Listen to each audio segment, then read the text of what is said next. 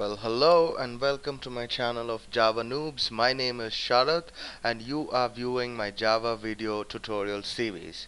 If you haven't seen my previous videos, I would suggest you to see it first, and below is the link.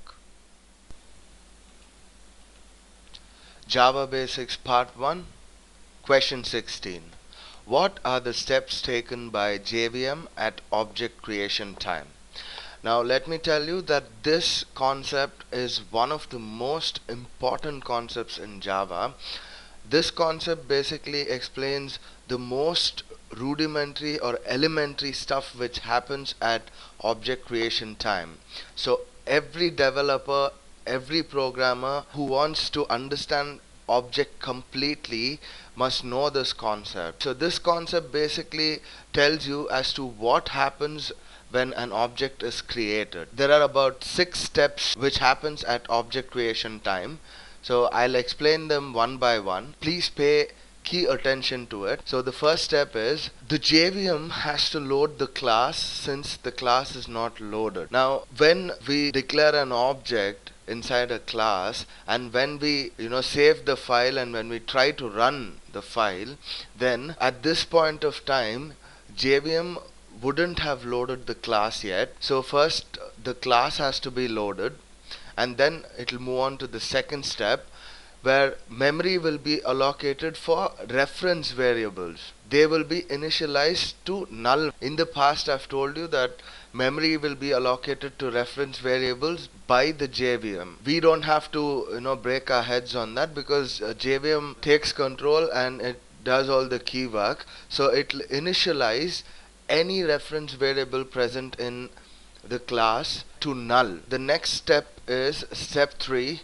So here the objects will be created, meaning memory will be allocated to all the instance variables which are present in the class and will be initialized to their values depending on their data types. If a programmer or a developer doesn't initialize an instance variable, then all the instance variables will be initialized to their default values depending on their data types. Now depending on the data types, meaning int will be 0, float will be 0.0, and char will be null, and so on. Every instance variable will be initialized to their default values at this time.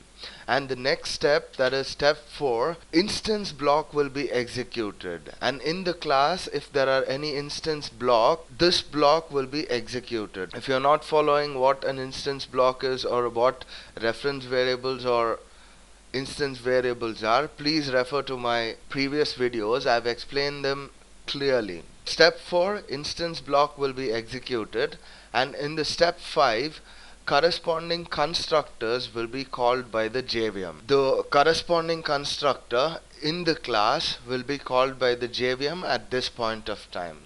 And once the constructor is called, in step 6, object address will be assigned to the reference variables. So all the reference variables will get assigned to their respective object addresses.